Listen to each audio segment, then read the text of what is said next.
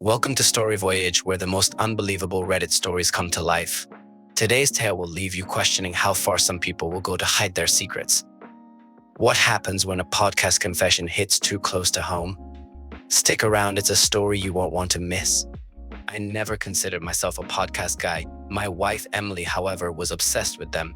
She had a list of shows she listened to religiously during her commute, her runs, even while folding laundry.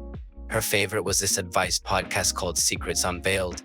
It was all about anonymous people submitting their wild, heartbreaking, or scandalous life stories. And the hosts would discuss the situations and offer advice. Emily would often come home saying, "You won't believe the story on today's episode." One Saturday afternoon, I was tinkering in the garage and I saw her AirPods case on the workbench.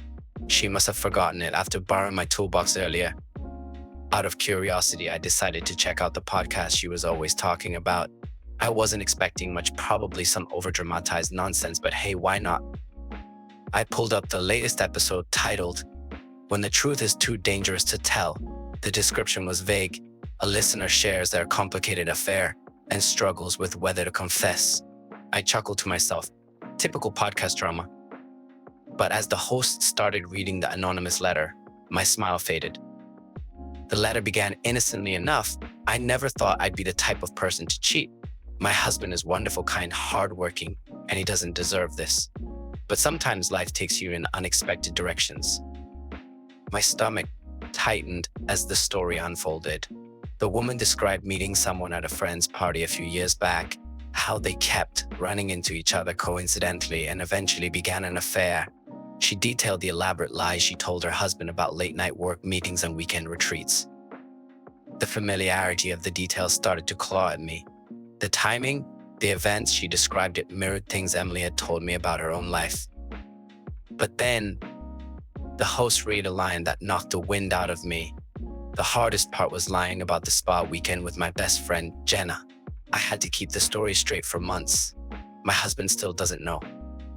I felt the blood drain from my face. Emily had gone on a spa weekend with Jenna last year. She had come back relaxed, cheerful, and full of stories about massages and facials. The next part shattered any lingering doubts.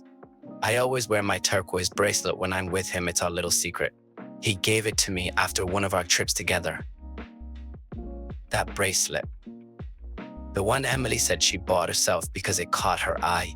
She wore it all the time, but now I realized she only ever wore it when she went out alone. My hands trembled as the host started discussing the submission, but I couldn't focus on their voices. The betrayal hit me like a freight train. I stopped the episode and just sat there, trying to piece it all together. The next few days, I kept my suspicions to myself. I didn't confront Emily right away. I needed proof. So I did something I never thought I'd do. I checked her phone. It didn't take long to find what I was looking for. Her messages with Ryan were tucked under a different contact name, but the content was undeniable. There were photos, flirtatious texts, even plans for their next meetup. It was all there. I spent hours scrolling through the messages, feeling a mix of heartbreak and fury. I wanted to storm into the living room and demand answers, but I knew better. If Emily was going to lie to me for years, I needed to be smarter about this.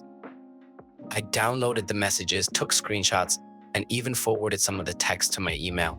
I didn't know what my next move would be, but I wasn't going into this empty-handed.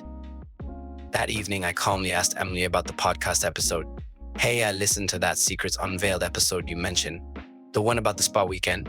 Crazy story, right?" She froze for a split second before recovering. "Oh yeah, totally crazy. Some people, huh?" Her voice sounded too high-pitched, too eager to move past the topic.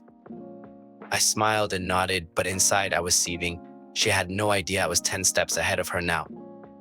Over the next week, I quietly met with a lawyer, gathered more evidence, and made arrangements for a swift and clean separation.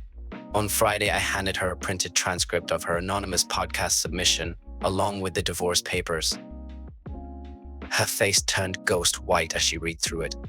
I can explain," she stammered. "But I didn't want to hear it. You've already explained everything," I said, pointing to the paper.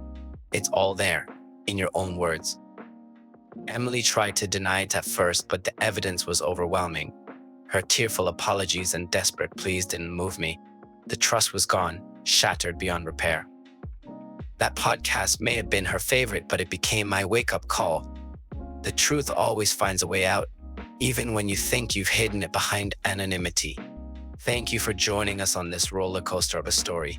If you enjoyed today's twist-filled journey, don't forget to like, subscribe, and hit that notification bell so you never miss a new story. And tell us in the comments, what would you do if you uncovered the truth this way? Until next time, keep exploring the world of incredible stories with us on Story Voyage.